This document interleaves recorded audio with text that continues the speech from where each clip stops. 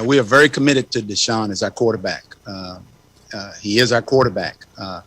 He's the only guy we got under contract at this time right now. Are you guys trading Deshaun Watson? Deshaun Watson is a Houston Texan, and we're committed to him. Is he committed to you and the team? Yes, he is. Is he committed to you and the team? Yes, he is. Stephen A., do you have a problem with how the Texans are handling this? Obviously, that was their new head coach, David Culley, because we know that Deshaun Watson wants to be moved. Well, I do. And let me say this for the record. I have a problem, and I'm going to accuse the Houston Texans on national television for using a black man as a stooge to promote their position, which is embarrassing. David Culley is not at fault here.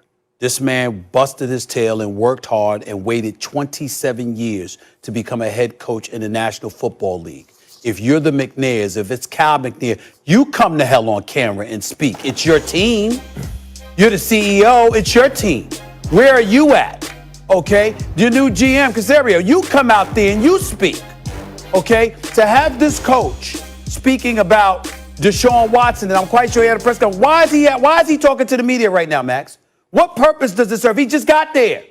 And the news is clearly about Deshaun Watson. There's nothing else that you do. He wasn't the coach. It was Bill O'Brien that was the coach when you trade DeAndre Hopkins and you don't get a first-round pick, when you trade Jadeveon Clowney and don't get equitable compensation, when you wait a year and 10 years and a day, for crying out loud, to get a left tackle. That was all on Bill O'Brien, who's hiding in Tuscaloosa behind Nick Saban as we speak. And I'm not trying to cast aspersions on Bill O'Brien. There's a lot of things that he's done wrong. What I'm putting on Bill O'Brien is that if there was anybody that should have to be front and center speaking on some of these issues that's going on with the Houston Texans, it should be him. But obviously, he's no longer employed by them, so it's reasonable to expect that he would have nothing to say. But to have David Culley up there speaking, what the hell is he supposed to say?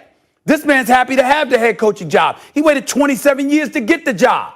And in 27 years, you finally get the job. The quarterback doesn't want to be there any longer. You got nobody else under contract. What the hell is he talking for? See, this is the kind of stuff that black coaches lament all the time. The positions that they're put in. Okay? Now, I'm very pleased with Steve Nash as a person and the job that he's doing in Brooklyn. But you see the difference? You see the situation he walked into? All you got to do is coach. That's it. KD, Kyrie, James Harden. All you got to do is coach. Sean Marks is leading that organization. Executive of the year, as far as I'm concerned. We see what he's doing between him and Daryl Morey with Elton Brand and those boys. But I'm just saying, look at the situation. But then you got a guy like David Culley in Houston. You just got there. You got no power. And they got you speaking front of center about things you absolutely, positively can't control. Meanwhile, a brother in the quarterback, Deshaun Watson, has made it very, very clear he doesn't want to be there, but he's not trying to come out front and center because he doesn't want to be disrespectful. That's why he met with the man, Max. He met with the man because he knows it's a black man here. He ain't do anything wrong to me. I'm trying to show him the respect that he deserves. Let me not refuse to meet with him. Let me meet him face to face and let him know, look, this is my intent. It's no disrespect to you. You weren't a part of this organization, but I don't want to be here any longer. But the Houston Texans got David Culley speaking. With all the questions that we have about this organization, its treatment of players, DeAndre Johnson of the world, the DeAndre Hopkins of the world, even the J.J. Watts of the world, and clearly the Deshaun Watson of the world, with all the speculation that has been thrown out there about the Houston Texans organization, you got a black man that got a job for the first time as a head coach after 27 years as an assistant, and he's the one you have speaking? It's sweating up at the podium, lying. It's embarrassing. Yeah. Look. And it's not his fault. This is not me going off on David Culley. He's done nothing wrong. It's the organization with their weak, pathetic selves putting him in that position. Cal McNair, where the hell are you? What you hiding for? Come out front and center. Don't put this man up there in front of everybody to answer questions your behind is supposed to be answering. Where the hell are you? Well, what I was going to say about how the Texans are handling this situation was, what do you want them to do? They have to front like Deshaun Watson's their quarterback, or they're not going to get trade value for him. I still believe he'll be traded, and this is just a way to front. I don't think it's fooling anybody, by the way. But I want to spend my time instead responding to what you just said, Stephen A., because I think it's important. Why is Deshaun Watson displeased with the Texans, right?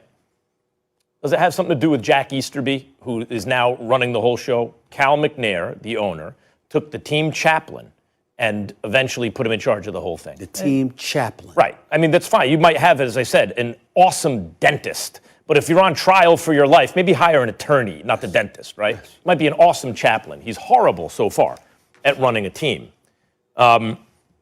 They spent money. Remember, Deshaun Watson's told he's going to be consulted, and they spent money on a search for an executive.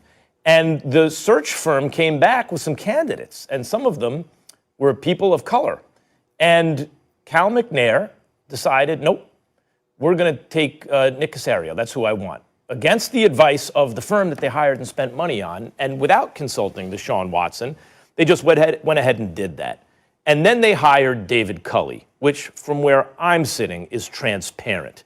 If you're taking a PR hit because of what I just mentioned, and you hire an African-American head coach, you think you have some protection there. However, he's 65 years old. Obviously, he's not in your long-term plans, or you wouldn't hire a 65-year-old. So Cal McNair, Jack Easterby, you're not fooling anybody. In fact, it seems to me, I feel, watching this unfold, like you're disrespecting the intelligence of the people you're trying to entertain with your team, you know? That how naive or how gullible do you think people are? David Culley, meantime, Stephen A., came out and said, he was asked, is Deshaun Watson committed to the team? And he said, yes. And I will take that to mean he has a contract. You have to honor your contract. But David Culley knows that's not what's meant by the question. What's meant by the question is, do you think Deshaun Watson wants to be there? Deshaun Watson has explicitly stated publicly he doesn't want to be there. So the reason I kind of threw out what I was going to say is because I think it's important to focus on what you brought up. It is the reason it feels uncomfortable to watch David Culley do that is because, put in simplest terms, it is a black man who's being thrown out to basically do spin control on a bad situation. Involving a black quarterback. Involving a black quarterback and the white owner and the team chaplain, who's also white, who been elevated has a problem with to team czar, right? Are nowhere to be found. That's right. Nowhere to be found. Nowhere to be found. And this is the kind of stuff that gets complained about behind the scenes. And then you got folks out there with their idiotic stuff. Oh, yeah, Stephen A., here you go again, Stephen A. I mean, why you got to bring up race? Why do I have to bring up race? Why?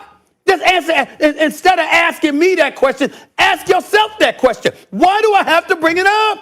Because it keeps happening. That's why. Cal McNair, where the hell are you? You run this franchise. SB, you run it. He put you in charge. You are a chaplain. He put you in charge. Okay? Deshaun Watson, a star who just months ago, less than a year ago, literally was tearful and crying because of his appreciation for the organization having faith in him. Turns around less than a year later and wants nothing to do with you. How did that happen?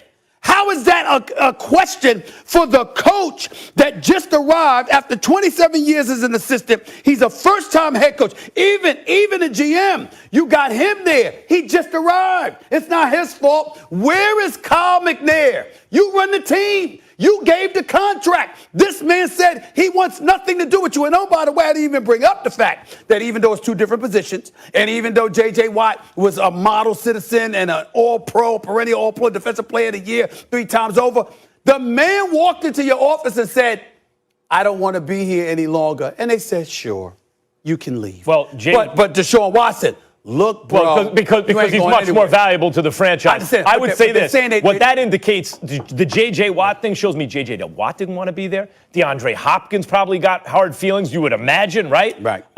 Obviously, Andre Johnson is not happy with the team. These are the biggest icons in the history of the franchise. And I just want to say something on your behalf, Stephen A. There are many reasons to go, oh, Stephen A., his foolish opinions, his losing the debate with me day after day. There are lots of reasons to get on Stephen A. But bringing up race and making people aware of it, where sometimes it doesn't feel like it's applicable, is a valuable service you're doing, and that is not a reason to get on Stephen A. Smith. Deshaun Watson, they're essentially saying, We don't give a damn what you feel. You ain't going nowhere. You think that's going to work in today's climate in 2021? I don't want to play for you, but you're going to make him? Really? Absolutely We'll not. see. It's an We'll see. impossible We'll see. situation Read also first. for We'll David see. Culley, who's forced to do the We'll see. dirty work. Yeah. That was one of your strongest takes in a long time, Stephen A. That was tremendous. And I hope it gets played all over social media because you're right in so many ways. We will leave it there, guys. When we come back, Spike Lee is going to join us, speaking of right and wrong. We'll get his take, his strong reaction to Patrick Ewing's issues with MSG personnel. Trust me, you don't want to miss that. And listen to this. On the same day, Cam agrees to a new deal with the New England Patriots. Tom Brady agrees to a new deal with the Tampa Bay Bucks. So what does this say about New England's decision making? I cannot wait.